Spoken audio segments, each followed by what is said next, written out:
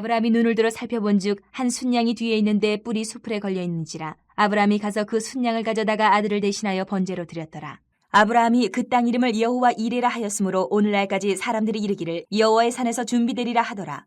여호와의 사자가 하늘에서부터 두 번째 아브라함을 불러 이르시되 여호와께서 이르시기를 내가 나를 가리켜 맹세하노니 내가 이같이 행하여 내 아들 내 독자도 아끼지 아니하였은즉 내가 내게 큰 복을 주고 내 씨가 크게 번성하여 하늘의 별과 같고 바닷가의 모래와 같게 하리니 내 씨가 그 대적의 성문을 차지하리라.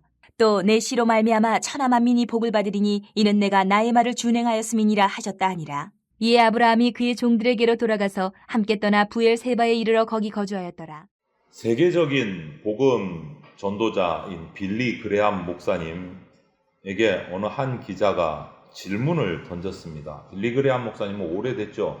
우리나라에서 와서도 여의도에서 엄청난 큰 집회를 해서 우리나라 기독교에 영향을 끼친 목사님이시기도 합니다. 기자가 질문을 했어요.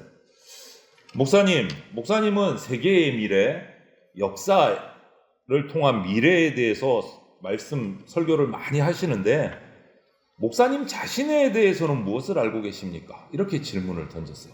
조금 질문이 묘하지요. 조금 공격적이기도 하고 딴 사람에 대해서 세계의 미래에 대해서는 그렇게 말씀을 하시면서 정작 목사님 자신에 대해서는 얼마나 알고 계십니까? 이런 질문을 던진 거예요.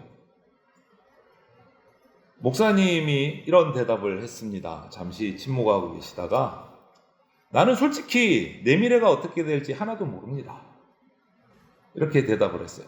그리고 이어서 그런데 분명한 것 하나는 누가 나의 미래를 붙들고 계시는가는 내가 잘 알고 있습니다. 그분이 바로 나의 주인 되신 하나님이십니다. 이렇게 대답을 했어요. 오늘 본문에 들어가서 보면 아브라함이 하나님의 명령을 따라서 하나밖에 없는 아들 이삭을 데리고 모리아산으로 올라갈 때 이 아브라함도 똑같았을 거예요. 솔직히 아들을 바치라 했으니까 바치러 가기는 가는데 이 이삭의 장래가 어떻게 될지, 죽고 끝날 건지 죽고 부활할 건지 정말 아무것도 몰랐을 거예요. 그리고 데리고 올라가서 하나님이 명령을 하셨으니까 사랑하는 독자 이삭을 제단을 쌓고 그 위에 묶어서 올려놓고 칼로 아들을 찔러서 제사를 시작하려고 하는 순간에 그 모습을 보신 하나님께서 아브라함이 정말 이런 말도 안 되는 명령에도 순종할 수 있다라는 것을 확인하시는 순간에 하나님께서 그의 손을 붙드셔서 막으시고 미리 준비해 놓으셨던 순양 한 마리를 아들 이삭을 대신해서 번제로 바치게 하셨어요. 이것이 오늘 본문의 내용입니다. 오늘 14절 말씀을 보면 이 사건을 겪고 나서 아브라함이 그 모리아산 그 장소 이름을 붙였어요. 뭐라고 붙였느냐? 오늘 설교 제목이에요. 여호와 이레라고 이름을 붙였어요. 아실 거예요. 여호와 이레를 우리나라 말로 번역을 하면 하나님이 준비하신다 이런 뜻이 돼요. 하나님이 준비하신다. 준비하시는 하나님 이런 의미로 사용이 되는데 원래 글자 그대로 의역을 하지 않고 이 히브리어 글자 그대로를 번역을 하면 하나님이 보신다라고 번역이 돼요. 하나님이 보신다. 그런데 왜 이것을 준비한다라는 말로 의역을 했을까?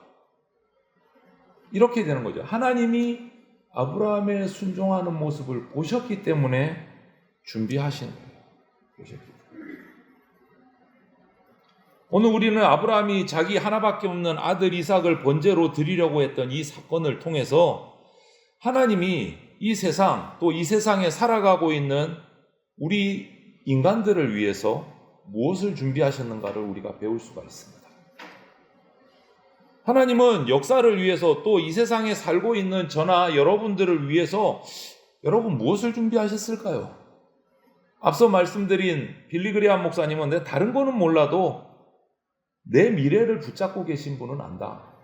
내 주인 되신 하나님이시다. 이렇게 고백을 했는데 저와 여러분의 미래를 우리의 역사를 붙들고 계신 하나님이 그럼 우리를 위해서 뭘 준비하고 계실까요?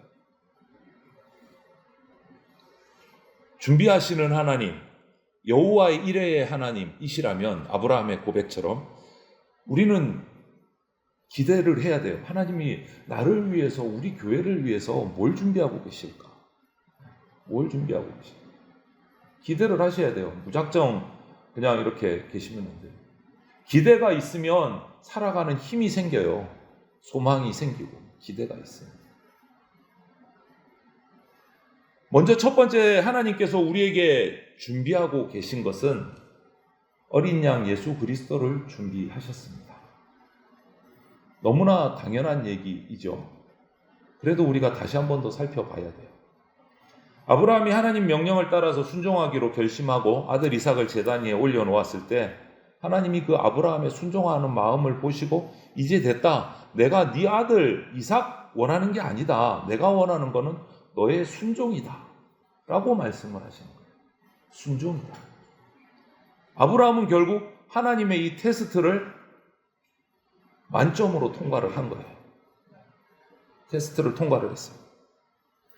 그래서 13절 보면 아브라함이 눈을 들어 살펴본 적 한 순양이 뒤에 있는데 뿔이 수풀에 걸려 있는지라 아브라함이 가서 그 순양을 가져다가 아들을 대신하여 번제로 드렸더라. 이렇게 기록하고 있어요. 아브라함이 하나님이 준비해 놓으신 어린 양을 드림으로써 아들 이삭의 생명이 유지되고 살아날 수 있게 됐어요. 그것 아니었으면 이삭은 죽었어야 돼요. 하나님이 준비해 놓으신 재물 때문에 이삭은 살았어요. 바로 이 사건이 여러분 장차 역사 속에서 이것보다 더 위대한 사건에 대한 그림자로 보여졌다는 것을 우리가 알아야 돼요. 하나님께서 갈보리산에서 더 중요한 어린 양을 준비하셨습니다. 모리아산에서 아브라함과 이삭을 위해서 준비되어 놓은 순양보다 더 중요한 어린 양을 준비하셨어요. 갈보리산에서. 그분이 누구십니까? 예수님이세요. 하나님이 세상을 이처럼 사랑하사 뭐라고요? 그 다음은 독생자를 주셨으니. 성경의 최고의 구절, 성경의 요절, 요한복음 3장 16절에 말씀. 하나님이 세상을 이처럼 사랑하사 독생자를 주셨으니. 우리를 위해서 주신 최고의 선물은 누구냐? 예수 그리스도 어린 양이에요. 우리 인류에게 주신 가장 위대한 선물이요. 바로 예수 그리스도십니다. 그렇게 믿으십니까? 더 필요하십니까? 선물이. 아니요, 나는 그거 말고 더 좋은 게 필요한데요. 이렇게 생각하시는 분들 계세요, 혹시? 우리가 예수님의 그 희생을 통해서 죄사함 받고 영원한 생명을 받고 이 땅에서 새로운 삶을 살 수 있게 됐고 이제 천국의 소망을 가지고 죽음 이후의 삶도 우리가 바라보고 살아갈 수 있게 됐어요. 그런데 예수님보다 더 위대한 선물이 어디 있겠어요? 여러분, 어떤 선물을 받아야 죽음 이후의 삶까지도 감당할 수 있는 선물을 받으시겠습니까? 얘기해 보세요. 제가 준비가 안 돼도 한번 준비해 보려고 애는 써볼게요. 될는지는 모르겠지만. 어떤 선물을 이 세상에서 받아야 죽음 이후의 삶까지 감당할 수 있는 선물이 될까요? 없는 거예요, 여러분. 그래서 이 예수님보다 더 위대한 선물은 없어요. 그래서 이 예수님을 증거하기 위해서 이 땅에 먼저 왔던, 예수님보다 6개월 앞서왔던 세례 요한은 예수님을 가리켜서 요한복음 1장 29절에 이렇게 표현을 했어요. 보라, 세상 죄를 지고 가는 하나님의 어린 양이로다. 세례 요한은 정확하게 알았어요. 예수님이 왜 이 땅에 오시는지. 내 죄 때문에 오셨다. 날 대신해서 어린 양으로 속죄제를 드리러 오셨다라는 것을 명확하게 알고 있었어요. 아브라함과 이삭을 위해서 하나님이 준비해 놓으셨던 그 순양, 하나님의 때가 되었을 때 그것을 보게 하시고 이삭을 대신해서 순양으로 제사를 드리게 하셨어요. 마찬가지로 하나님은 인류의 역사를 위해서, 인류의 이 엄청난 죄악들을, 부패를 사하시기 위해서 하나님의 어린 양 예수 그리스도를 이 땅에 준비해서 보내셨어요. 이제 하나님의 정하신 때가 되어서 골고다 언덕, 갈보리 언덕 십자가에서 당신의 어린 양의 모습을 드러내시고 우리의 죄를 대신해서 속죄제 제물로 죽으셨습니다. 하나님께서 우리를 위해 준비하신 최고의 선물이세요. 여러분 한번 상상해 보세요. 예수님이 이 땅에 오시지 않았다면, 우리 인류의 죄를 위해서 십자가에서 죽어주지 않으셨다면, 그래서 부활도 없고 승천도 없고 재림의 약속도 우리에게 없다면 지금 이 땅은 어떻게 됐을까요? 어떤 모습일까요? 예수님에 의해서 감동받고 변화되고 거듭나는 사람이 한 명도 없는 세상을 한번 가정하고 상상을 해보세요. 이 세상이 어떤 모습일지. 교회라는 것이 없고 성도라는 것이 없고, 그나마 예수님을 따라서 실패하더라도 넘어져서 또 일어나서 똑바로 살려고 발버둥 치는 사람, 그런 모습조차도 아예 없는 세상이다. 이 세상의 모습을 한번 상상해 보세요. 저는 그래서 하나님이 준비하신 이 어린 양 여호와 이레, 하나님이 준비하신 가장 위대한 선물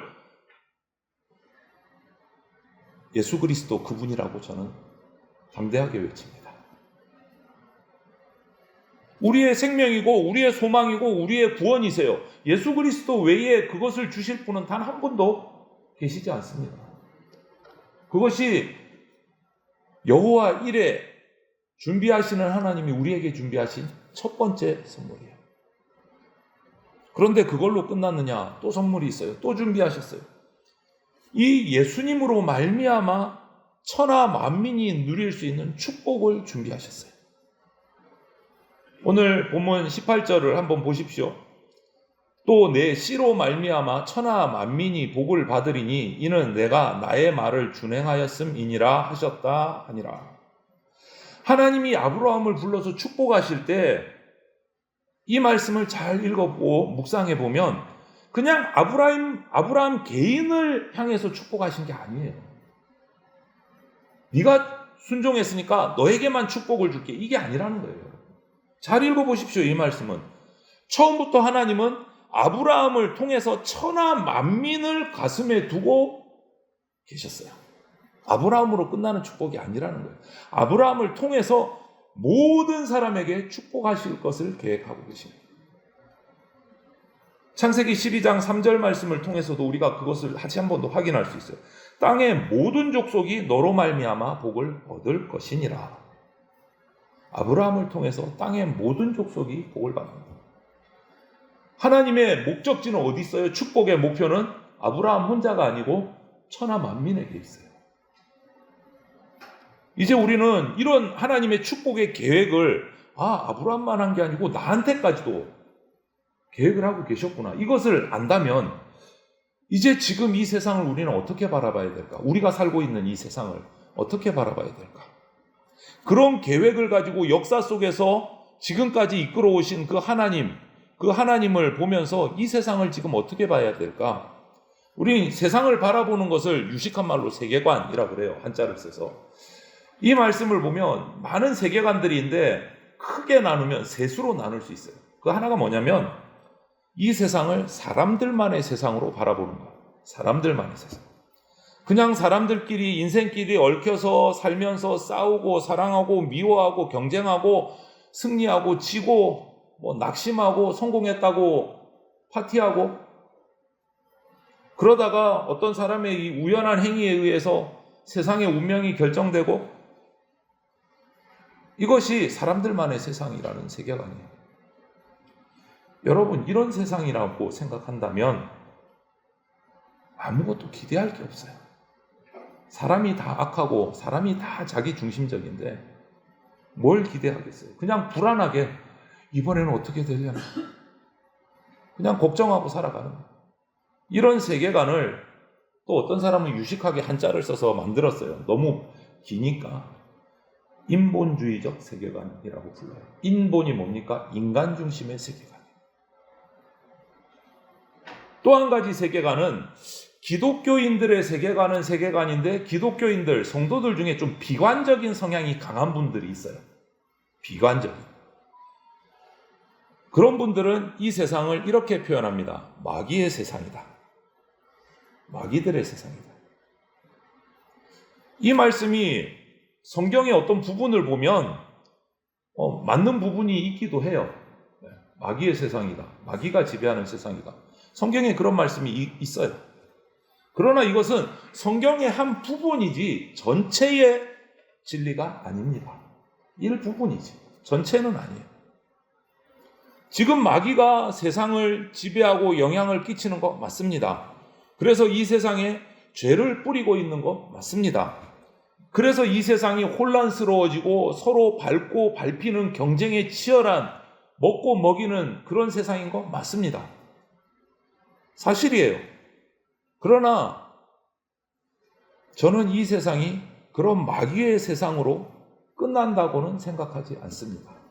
성경도 그것으로 끝내고 있지는 않습니다. 그런데 그렇게 생각하는 분들은 이런 세상을, 마귀의 세상을 비관주의적 세계관이라고 표현을 하고 있어요. 비관주의적 세계관. 마지막으로 한 가지 더 큰 분류를 말하면 복음적인 기독교인들이 세상을 바라보는 관점이에요. 하나님의 세상이다 라고 말해요. 하나님의 세상. 죄가 지배하고 타락하는 현실에도 불구하고 고통이 있고 전쟁이 있고 질병이 끊임없이 일어나는 이 세상의 역사의 어려움 속에도 불구하고 우리는 하나님이 이 세상의 주인이십니다 라고 고백하는 세계관이에요. 그리고 역사는 하나님의 인도하심 속에 이어져 가고 있습니다. 죄악에도 불구하고 사탄의 그 여러 가지 도전에도 불구하고 이 세상은 결국은 하나님의 뜻을 이루는 역사의 무대가 될 줄로 믿는 겁니다. 믿으십니까, 여러분? 비관적이십니까? 그렇게 안 될 것 같습니까? 이것을 기독교적인 성경적 세계관이라고 말합니다. 여러분, 죄악도 사탄도 고통도 질병도 근심도 걱정도 하나님의 섭리하심 안에 있습니다. 그거를 믿으시기 바랍니다.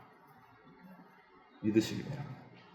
이제 우리가 그리스도인으로서 어떤 세계관을 갖느냐가 중요해요. 세상은 어둡습니다. 죄가 많습니다. 고통도 많습니다. 그럼에도 불구하고 이 세상 안에서 역사하시는 세상의 주인이신 하나님의 뜻을 따라서 하나님이 계획하신 때가 되고 정하신 때가 되면 찬양 가사처럼 물이 바다 덮음 같이 여호와의 영광이 이 땅을 덮을 때가 옵니다. 이 세상, 그 세상을 바라보고 우리는 지금 이 현재를 살아가셔야 됩니다. 그래서 이 세상의 역사가 끝나는 마지막 순간을 요한은 이렇게 표현했어요. 요한계시록 7장 9절 10절을 보면 내가 보니 각 나라와 족속과 백성과 방언에서 아무도 능히 셀 수 없는 큰 무리가 나와 흰옷을 입고 손에 종려 가지를 들고 보좌 앞과 어린 양 앞에 서서 큰 소리로 외쳐 이르되 구원하심이 보좌에 앉으신 우리 하나님과 어린 양에게 있도다 라고 예언을 했습니다. 세상 끝날의 모습이에요. 마귀의 세상으로 끝나지 않는다. 인간의 세상으로 끝나지 않는다라는 증거예요. 마지막 날을 요한계시록에서 예언하고 있습니다. 수많은 셀 수 없는 무리가 함께 모여서 하나님을 찬양하고 있는 세상. 여러분과 저는 이런 하나님의 세상을 바라봐야 돼요. 마귀에게 짓눌리지 맙시다. 인간적인 여러 가지 가치관에 짓눌려서 끌려가지 맙시다, 여러분. 우리는 그리스도인이에요. 성경은 지금까지 하나도 틀림없이 지금 역사 속에서 다 이루어져 왔습니다. 이제 남은 것이 적습니다. 재림만 남았습니다. 그런데 그 이전까지의 모든 일들은 말씀하신 대로 다 이루어져 왔습니다. 하나님께서 이와 같은 마지막 세상의 모습을 준비하셨다면 우리는 이런 세상이 그렇게 맞춰질 줄로 믿는 것이 합당합니다. 믿으십니까? 아멘이 안 나오네. 안 믿어지십니까? 여기는 아멘이 하나도 안 나오시네. 정하십시오, 여러분. 믿으십시오. 그런 세상이 올 줄로 믿고 그런 세상을 위해서 성도다운 모습으로 살아가는 것이 우리의 합당한 삶인 줄 믿습니다. 이런 세상은 반드시 옵니다, 여러분. 믿으십시오. 여호와의 영광을 선포하는 세상, 하나님을 아는 지식으로 충만한 세상, 하나님을 찬양하는 세상이 옵니다. 하나님께서 이런 세상을 위해서 예수 그리스도를 이 땅에 보내주셨고 교회를 세우셨습니다. 그래서 준비하고 계신 겁니다. 이렇게 복된 세상을, 그 미래를 준비하신 하나님을 찬양하면서 사시기를 바랍니다. 성경은 하나님께서 그런 미래를 준비하셨다고 명확하게 가르치고 있어요. 금방 읽어드렸잖아요. 요한계시록 말씀. 그렇게 약속하시고 또 하나 준비하신 것이 뭐냐? 천하 만민에게 예수 그리스도의 축복을 전할 공동체를 준비하셨습니다. 창세기 22장 17절 오늘 본문 말씀에 보면 내가 내게 큰 복을 주고 내 씨가 크게 번성하여 하늘의 별과 같고 바다의 모래 같게 하리니 내 씨가 그 대적의 성문을 차지하리라. 이렇게 말씀하셨어요. 여기서 반복되는 내 씨, 복수예요. 원어를 보면 단수가 아니에요. 씨 하나가 아니고 엄청 많은 씨, 여러 개의 씨를 말하고 있어요. 복수예요. 단수가 아니고. 그러니까 이거는 단순하게 오시는 예수님을 창세기에서 예언한 말씀이다. 내 씨 포함이 됩니다. 하지만 그걸로 끝나는 게 아니다는 거예요. 복수기 때문에. 그럼 아브라함의 후손들을 말하나? 누구를 말하는 거지? 복수의 공동체를 말해요. 한 사람을 말하는 게 아니에요. 저는 이것이 성경의 앞뒤를 맞춰보고 찾아보고 해석한 결과 신앙 공동체라고 확신을 합니다. 결국 신약에 예수님 승천하신 후에 세워지는 예수님의 교회, 머리 대신 예수님의 교회, 영적인 이스라엘이 될 신앙 공동체, 교회 공동체를 말한다고 믿습니다. 하나님께서는 아브라함의 후손들 가운데 일어날 영적인 교회 공동체, 그거를 보고 계신 거예요. 하늘의 별처럼 바다의 모래알처럼 수많은 사람들을 통해서 복을 나누게 될 공동체, 그게 바로 교회입니다. 그게 바로 교회. 교회를 통해서 교회의 머리 대신 예수님을 증거하고 예수님을 통해서 천하 만민에게 복을 나누어 줄, 복을 끼쳐야 될 공동체, 그것이 바로 우리 교회예요. 여러분, 우리는 교회의 머리가 누구라고 고백합니까? 목사입니까? 장로입니까? 뻔히 아는데 자꾸 물으니까 이상하시죠? 그렇게 하는 교회들이 있어서 하는 얘기예요, 여러분. 이 땅의 교회가 목사가 머리가 되고 장로가 머리 된 교회가 많다는 거예요, 여러분. 그래서 이 말씀을 드리는 거예요. 교회의 머리는 누구십니까? 예수 그리스도십니다. 변함없습니다. 변함없습니다. 그리고 그 교회 가운데 있는 우리 목사를 비롯해서 모든 직분자와 성도들을 우리는 뭐라고 부릅니까? 몸된 교회의 각 지체다라고 부릅니다. 각 지체. 이 구조는 절대 바꾸시면 안 돼요. 목사가 교회의 머리가 되는 순간 그 교회는 주님의 교회가 아니고 이단이고 사입입니다. 여러분, 우리 교회가 가진 위대한 자산, 제일 위대한 자산이 뭡니까? 대전 장로교회의 제일 큰 자산이 뭡니까, 여러분? 예? 우리 교회가 가진 가장 큰 재산이 뭡니까? 뭐예요? 건물이에요? 땅이에요? 땅이 필요한 건 사실입니다. 있으면 좋죠. 예배당 짓고 함께 모여 예배할 수 있는 공간이 있으니까 정말 좋죠. 그런데 그게 가장 위대한 자산은 아닙니다. 교회의 가장 위대한 자산은 예수 그리스도십니다. 예수 그리스도십니다. 성경은 바로 예수 그리스도가 교회의 비밀이고 교회의 위대한 자산이다라고 말해요. 그렇다면 교회는 바로 예수 그리스도를 증거해야 되는 공동체인 거예요. 그게 우리 교회에 주어진 사명이에요. 교회가 교회의 머리 되시는 예수님, 교회의 비밀이신 예수님, 세상의 소망이 되시는 축복의 근거이신 예수 그리스도를 증거하는 사명에 우리 교회가 성실하게 응답하는 동안은 하나님이 우리 교회 지켜주십니다. 축복하십니다. 그런데 우리가 그 사명을 내려놓고 저버리게 되면 아무리 재산이 많고 건물이 으리으리하게 지어져도 우리 교회는 제가 장담합니다. 망합니다.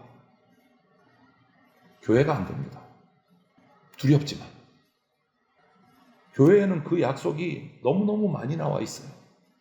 우리에게 주신 사명에 관한, 교회의 사명에 관한 말씀이 너무 많이 나와 있어요.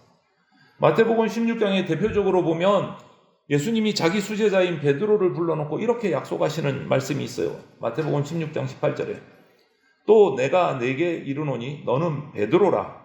내가 이 반석 위에 내 교회를 세우리니 음부의 권세가 이기지 못하리라. 자주 듣던 말씀이죠. 이 동일한 약속이 오늘 본문 창세기에도 나와요. 단어는 다르지만 의미가 같아요. 이 신약의 마태복음의 약속과 똑같은 약속이 17절 마지막 부분에 나와요. 보셨지만 내 씨가 그 대적의 성문을 차지하리라. 바로 이 말씀이 같은 약속이에요. 내 교회를 세우리니 음부의 권세가 이기지 못하리라. 이 말씀과 내 씨가 내 대적의 성문을 차지하리라. 같은 약속이에요. 여러분, 전쟁에서 적군들이 나오지 못하도록 적군들의 성문을 딱 제압하고 묶어버리면 전쟁 끝난 겁니다. 전쟁 끝난 거예요.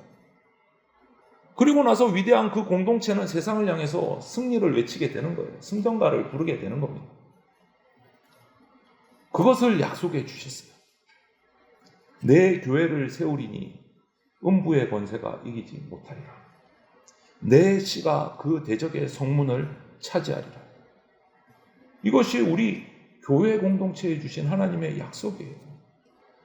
지옥 권세가, 마귀 권세가 아무리 강해도 결코 흔들 수 없습니다. 승리 공동체, 축복의 공동체, 소망의 공동체, 생명의 공동체가 바로 예수 그리스도를 머리로 모시고 있는 교회입니다. 교회. 하나님이 사랑하시는 성도 여러분, 우리 대전장로교회가 이렇게 쓰임받는 축복의 도구가 되려면 먼저 우리가 중요한 결단을 하나 해야 돼요. 중요한 결단. 이렇게 쓰임받고 음부의 권세를 이기고 사탄의 권세를 이기는 승전하는 교회가 되려면 이 결단이 필요해요. 그것은 우리가 하나님의 명령에 순종하고 희생하기로 결단하는 겁니다. 오늘 16절 말씀 우리가 그냥 가볍게 넘어가면 안 됩니다. 본문에 이르시되 여호와께서 이르시기를 내가 나를 가리켜 맹세하노니, 하나님이 하나님을 가리켜 맹세하시는 거예요. 네가 이같이 행하여 네 아들 네 독자도 아끼지 아니하였은즉, 이렇게 말씀하세요. 하나님이 스스로 맹세하시는 거예요. 네가 내 명령을 따라서 순종해서 네 독자까지도 아끼지 아니하고 나한테 바치려고 했으니까 내가 이제 맹세하는데 너를 천하 만민에게 복을 끼치는 도구로, 통로로 사용하겠다. 여러분, 이 말씀을 귀하게 받으십시오. 우리가 하나님 앞에 순종할 때, 하나님 말씀 앞에 철저히 엎드릴 때 하나님이 우리를 축복하십니다. 승리하게 하십니다. 교회가 주님의 말씀에 철저히 엎드릴 때, 예수 그리스도를 머리로 그분께 철저히 순종할 때 교회를 승리하게 하십니다. 이것이 하나님의 약속이에요. 여러분, 그럼 이 약속을 보고 한번 생각해 보세요. 하나님 편에서 우리에게 이렇게 요구하는 순종의 무리한 부분들, 아들을 바치라 하는 이 정도까지도 우리가 순종할 수 있을까? 이건 무리한 거 아니야? 어떻게 생각하세요? 우리는 잘 압니다. 하나님이 역사 속에서 자신의 가장 사랑하는 독자 외아들 예수 그리스도를 십자가에 우리를 대신해서 아낌없이 내어주신 분이라는 걸 잘 알고 있어요. 그래서 우리가 그분의 희생에 빚지고 있습니다. 그분의 십자가 희생, 피 흘림 때문에 용서받고 구원받고 천국의 소망을 가지게 되었어요.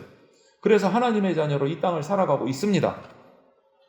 우리는 예수님의 희생에 빚진 자들입니다. 그거 잊지 마십시오. 그렇다면 이제 우리가 남은 게 뭐가 있죠? 우리의 결단은 딱 하나예요. 예수님의 십자가에 빚진 자로서 나는 이제 희생할 순서가 됐다. 이것을 기억하셔야 돼요. 우리는 전부 복받기 원합니다. 교회 나오면 교회 다니면 복받아, 예수님 믿으면 복받아, 맞습니다. 틀린 말 아닙니다. 예수님 믿으면 복 받습니다. 그런데 중간에 하나가 쏙 빠졌어. 예수님 믿으면 복 받습니다. 중간에 뭐가 들어가야 맞을까요? 정답이 될까요? 예수님 믿으면 복 받습니다. 여기 뭔가 하나 빠졌어. 우리는 예수님 믿고 축복받는 거 좋아하는데 그 과정을 생각을 하지 않고 인정하기 싫어요. 왜? 그 과정에 뭐가 있습니까? 희생이 있어요. 예수님 믿고 내 삶을 희생해야 복 받습니다. 그런데 그거는 별로 생각하고 싶지 않아. 예수님 믿으면 복 받고 싶습니다. 그냥 건너뛰고 싶어. 지름길로. 안 돼요. 그런 법은 없습니다. 세상을 변화시키고 민족을 치유시키고 세상을 축복하고 가정을 축복하고 위대한 이런 공동체의 비전을 우리 대전장로교회가 갖고 있다면 희생 없이 가능하겠습니까, 여러분? 그런 법은 없습니다. 저는 우리 대전장로교회가 들어서 알고 있어요. 제가 경험은 못했지만 많은 교우들이 지금까지 우리 교회를 세우고 지금까지 오면서 각자가 많은 희생의 대가를 지불해 왔다는 사실을 너무너무 많이 잘 들어서 알고 있습니다. 그런 분들께 제가 하고 싶은 말씀이 있어요. 이 말씀으로 오늘 설교를 마무리를 하려고 합니다. 제가 존경하고 좋아하는 유명한 영국의 선교사가 한 분 계세요. 소위 캠브리지 대학, 명문대학이죠. 캠브리지 대학 출신의 7명의 선교사가 있어요. 캠브리지 7인이라고 불려요. 그 사람 중에 C.T. 스터드라는 분이 있어요. 그분이 자신의 책에 남겨놓은 말을 인용하려고 합니다. 한 장 집사님 넘겨주셨네. 감사해요. 명문가의 아들입니다. 장래가 촉망되는 명문 캠브리지 대학의 우수한 학생이었어요. 크리켓이라는 운동의 최우수 선수였어요. 장애물 경마 경기에서 챔피언까지 금메달까지 딴 사람이에요. 그냥 못하는 게 없는 사람이에요. 거기다가 부친의 막대한 유상을 상속받을 상속자였어요. 금수저 중에 다이아몬드 수저라 그러던가 요새는 빠질 게 하나도 없는 사람이에요. 그냥 살아가면 되는 사람이에요. 그러던 그가 예수 그리스도를 만난 순간 이 모든 것을 일순간에 다 내려놓고 선교사로 자원을 했습니다. 중국에서 10년, 인도에서 6년, 그리고 50세의 나이가 돼서 잠시 영국의 안식년으로 들어왔다가 주변 사람들은 그것으로 이제 다 끝내고 너무 수고했으니까 잘 살 줄 알았어요. 그런데 다시 아프리카로 떠나겠다고 발표를 합니다. 주변의 친구들, 지인들이 말립니다. 지금까지 그만큼 했으면 충분하지 않느냐? 충성했지 않느냐? 그걸로 충분하다. 지인들의 이런 말에 스터드가 이 말을 했어요. 우리 소리내서 같이 한번 읽어볼까요? 예수님께서 참으로 하나님의 아들이시고 그가 나의 구원을 위해서 이 땅에 오셔서 십자가에서 피 흘리셨다면 내가 그를 위해 바치는 어떤 희생도 결코 지나치다고 할 수 없을 것입니다. 아멘. 이것이 C.T. 스터드 선교사님의 고백이었어요. 다이아몬드 수저의 고백이에요. 예수님 만난 다이아몬드 수저의 고백이에요. 이 C.T. 스터드를 통해서 결국은 아프리카의 선교지에 들어가서 웩이라는 선교 기관이 생겼습니다. 웩은 지금도 활동하고 있습니다. 영국을 본부로 해서 아프리카 오지 선교를 감당하는 선교단체가 웩입니다. 아프리카의 정말 희망이고 축복입니다. 지금도 활동하고 있습니다. 복음을 들고 그 오지 밀림을 향해서 나가서 그들을 섬기고 있는 단체가 있어요. 하나님이 사랑하시는 성도 여러분, 내 자존심이 그렇게 중요하십니까? 내 체면이 그렇게 중요하십니까? 내 명예, 내 신분이 그렇게 중요하십니까? 독생자 예수님을 이 땅에 보내주신 하나님의 사랑보다 더 중요하십니까? 자신의 하나님 되심, 자신의 목숨까지도 내어놓고 십자가에서 나를 위해 죽어주신 그 예수 그리스도의 희생보다도 중요하십니까? 한번 가슴에 손을 얹고 스스로 대답해 보세요. 그래서 아직까지도 그것들 붙들고 내려놓지를 못하고 있습니까? 저와 여러분이 살고 있는 오늘 이 세상에서 우리가, 또 우리 대전 장로교회가 정말 이 세상과 민족의 희망이 되고 우리 가족들, 이웃들의 희망이 되기 위해서는요, 저와 여러분이 오늘 한 번 더 희생할 준비를 각오를 하셔야 합니다. 희생 없이 이루어진 역사 없습니다, 여러분. 안타깝게 우리는 축복받기는 원하는데, 결론은 축복이면 좋겠는데 축복의 과정은 싫어해요. 이제 내려놓으시기 바랍니다. 민족을 치유하고 세상을 변화시키고 가족을 변화시키는 그 교회의 사명을 실현시키기 위해서, 또 주님께 쓰임받는 교회가 되도록, 나 너를 위해서 몸 버려 주었는데 너는 나를 위해서 무엇을 줄 수 있느냐? 라는 이 예수님의 물음 앞에서 이렇게 고백하면 좋겠습니다. 주님, 주께서 원하신다면 기꺼이 제 존재를, 제 젊음을, 제 기도를, 제 사랑을, 제 물질까지도 다 드리겠습니다. 라고 외치면서 주님 앞에 나아갈 수 있는 주의 백성들이 다 되시기를 주님의 이름으로 축원을 드립니다. 아멘. 기도드리겠습니다. 사랑이 많으신 하나님, 감사합니다. 평생을 내 마음대로 열심히 일하며 살아도 우리의 결국은 죽음 후에 지옥밖에 없었는데, 우리가 아무것 한 것 없는데 그저 우리를 사랑해 주셔서 독생자 예수 그리스도를 십자가에 우리 대신 죽게 하시고 부활 승천하게 하셔서 우리에게 영생을 주시고 천국의 소망을 주셨습니다. 그 선물이 얼마나 큰지 우리가 한 시간도 잊지 않게 하여 주시옵소서. 이제 주님 나를 쓰겠다고 부르실 때, 우리 교회를 사용하시겠다고 부르실 때 거침없이 제가 여기 있습니다, 나를 사용하여 주시옵소서라고 고백하고 주님께로 나아갈 수 있는 주의 백성 되게 하여 주시옵소서. 우리의 결단이, 진정한 결단이 이 시간 있게 하여 주시옵소서. 감사드리며 예수 그리스도 이름으로 기도드립니다. 아멘.